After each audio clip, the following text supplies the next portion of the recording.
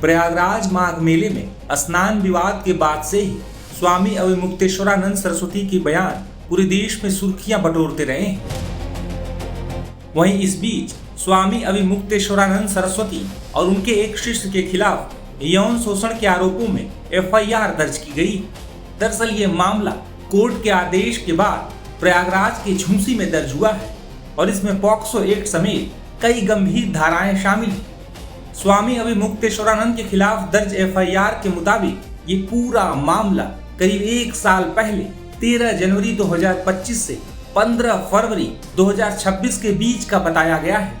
इस मामले के शिकायतकर्ता आशुतोष ब्रह्मचारी हैं और इस शिकायत में आरोप लगाया गया है कि स्वामी अविमुक्तेश्वरानंद और उनके शिष्य ने 2 शिष्यों के साथ यौन शोषण किया था, जिसमें एक नाबालिग बताया गया है। वहीं इस पूरे मामले पर पुलिस ने क्या कहा है, सुनिए। देखिए, माननीय न्यायालय श्रीमान अपर जिला एवं सत्र न्यायाधीश रेप एवं पॉक्सो प्रयागराज द्वारा थाना झूंसी पर वादी श्री आशुतोष ब्रह्मचारी जी के प्रार्थना पत्र अंतर्गत धारा 173(4) BNSS जो उन्होंने कोर्ट में दिया था, उस पर थाना झूंसी पर अभियोग पंजीकृत किए जाने का आदेश पारित किया गया था। उस आदेश के अनुपालन में थाना झूंसी पर पॉक्सो एक्ट की सुसंगत धाराओं के तहत अभियोग पंजीकृत किया गया है, जो कि अविमुक्तेश्वरानंद सरस्वती एवं उनके शिष्य मुकुंदानंद ब्रह्मचारी व 2-3 अज्ञात व्यक्तियों के विरुद्ध पंजीकृत किया गया है।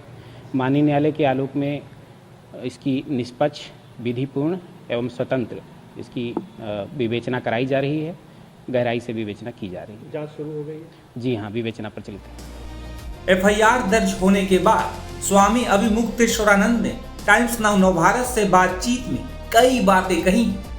ऐसा है कि न्यायालय की एक अपनी प्रक्रिया है। तो आशुतोष नाम के एक व्यक्ति ने न्यायालय के सामने एक बनावटी केस रखा था। अब उस बनावटी केस में ये केस बनावटी है, ये हम लोगों ने न्यायालय को बता दिया कि ये पूरी तरह से फर्जी, फैब्रिकेटेड और दुर्भावना से बनाया गया केस है। तो अब न्यायालय का जो प्रोसीजर है वो ये है कि पहले उसको दर्ज करेंगे, फिर उसकी जांच करके गवाही साखी लेकर के उसका निस्तारण करेंगे। तो उसी प्रक्रिया में इसको आगे बढ़ाया गया है, कोई बाधा की बात नहीं है। जैसे कि आपको जो बताया जा रहा है कि आशुतोष जी के ऊपर कई अपराध हैं। हाँ बिल्कुल, हम लोगों ने न्यायालय को भी ये बात बता दी है कि उनके ऊपर अनेक आपराधिक प्रकरण दर्ज हैं और हिस्ट्री शीटर के रूप में जिस थाने के वो निवासी हैं, शामली जिला है उत्तर प्रदेश में, उसका कांधला थाना है, उस कांधला थाना में उनके हिस्ट्री शीटर होने के प्रमाण मौजूद हैं। गुरुजी, लगातार आप बात गौ हत्या उठा रहे हैं, क्या सरकार की कुछ मंशा है या कुछ लोग ऐसे जो चला रहे हैं एजेंडा की इस तरह से आपको रोकने के लिए? हाँ, ये बिल्कुल गौ माता की रक्षा के लिए जो हम आवाज़ उठा रहे हैं। अब राजनीतिक पार्टियां चंदा लेकर के गौ हत्यारों से अपनी राजनीति चमका रही हैं, इसलिए वो इसको बंद करना नहीं चाहती हैं और हम इस बात को लगातार उठाते चले जा रहे हैं। तो वो सोचती हैं कि इनकी आवाज़ को बंद किया जाए। तो हमारे पास कई संदेश भेजे थे पहले, लेकिन हमने कहा भाई गौ माता का मामला है, कोई और मामला होता तो हम परे हट जाते। अगर हम इससे परे हटेंगे तो हमारी आत्मा खुद हमको जीवन पर्यंत धिक्कारेगी कि तुमने गौ माता की रक्षा की आवाज़ उठाई और डर करके पीछे हो गए। तो भैया हम तो ये नहीं हो पाएंगे, अब तो गौ माता की रक्षा में हम आगे बढ़ेंगे। तो वो चाहते हैं कि अब हमको वैसे नहीं रोक पाए तो अब हमारे ऊपर आक्षेप आदि लगा करके या दूसरा कुछ डरा के धमका करके चीज़ें करके हमारी आवाज़ को बंद करें। तो वो ये सब प्रयास कर रहे हैं, लेकिन हमें इसमें बाधा नहीं है, क्योंकि जब हमने धर्म युद्ध छेड़ा है गौ माता की रक्षा के लिए तो हमें भी पता है कि जब युद्ध होगा तो निश्चित रूप से प्रहार होंगे, तो क्या दिक्कत है। मुझे सुबह ही आपका मतलब एक तरफ सरकार को वो करना और शाम को ये आ जाना। हाँ ठीक है, कोई बात नहीं है। हमने सवेरे बताया ना कि अब हम धर्म युद्ध शुरू कर रहे हैं और इसमें पक्ष विपक्ष तय हो जाए, कौन किस पक्ष में है, कौन गाय के पक्ष में है और कौन गौ मांस की बिक्री से होने वाली आय के पक्ष में है। तो आप देखिए आ गया, ऐसे ही होगा। गुरुजी, 11 तारीख को आप लखनऊ की तरफ कूच करने वाले? हाँ जी, वो कह रहे हैं कि हम गुरुजी के आश्रम, आपके आश्रम की तरफ आए ना। स्वागत है, हमारे यहाँ तो आगत का स्वागत होता है, आइए। बस यही है कि झूठों को, मक्कारों को प्रवेश देने का अलग तरीका होगा, वो भी हम तय करेंगे। अभी तक कोई झूठा, मक्कार, बदमाश, हिस्ट्री सीटर जानकारी में हमारे नहीं आया। ऐसे ही आके चला गया हो तो पता नहीं है, अब आएगा तो उसके अनुसार उसका स्वागत की व्यवस्था हमारे यहाँ रहेगी। क्या दिक्कत है, आइए, स्वागत है। वहीं इस मामले पर कांग्रेस पार्टी की तरफ से भी बड़ा बयान सामने आया है यूपी कांग्रेस के अध्यक्ष अजय राय ने इस पूरे मामले पर क्या कहा है, आपको सुनवाते हैं। हम परम पूज्य शंकराचार्य जी के ऊपर जो इस तरीके के एलिगेशंस लगाए जा रहे हैं, आरोप लगाए जा रहे हैं, मैं समझता हूं कि ये सरकार की दूषित मानसिकता उजागर कर रही है।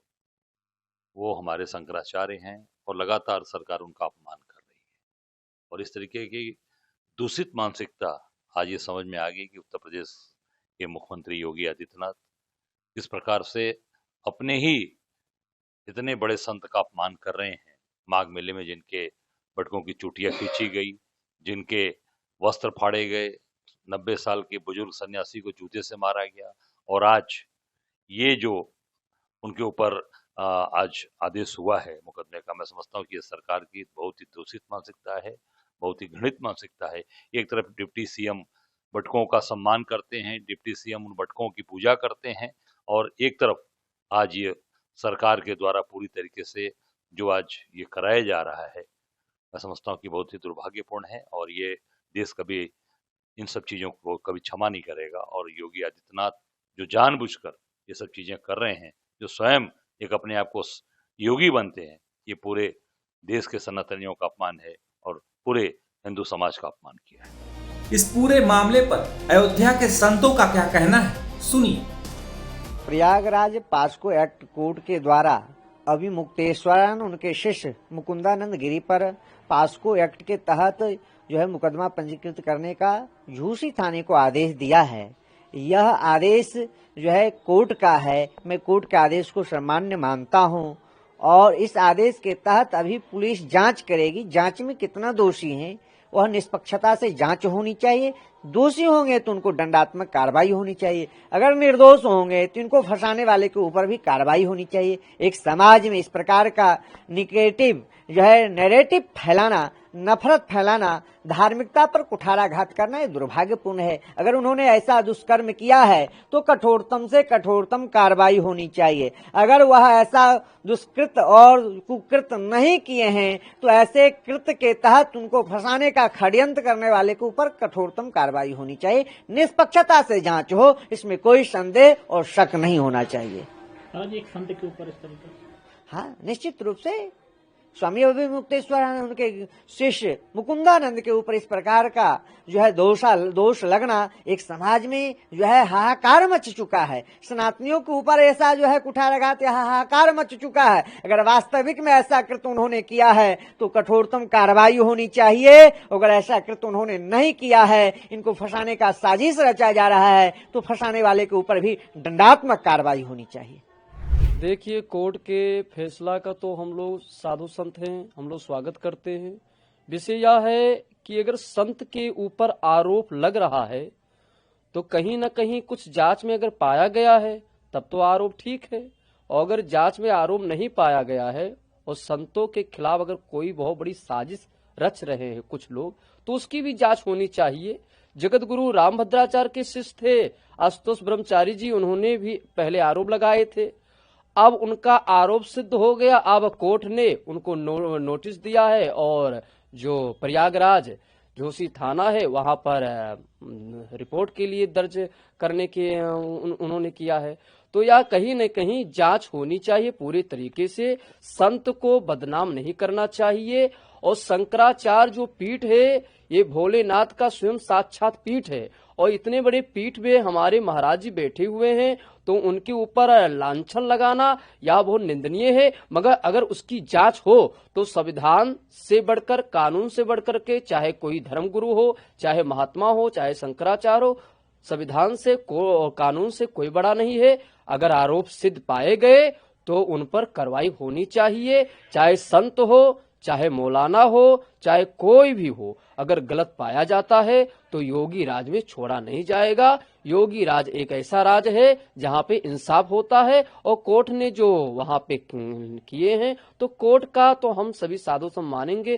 कोर्ट के खिलाफ संत नहीं बोल सकते हैं, क्योंकि कोर्ट ही एक ऐसा कानून है जो इंसाफ देता है,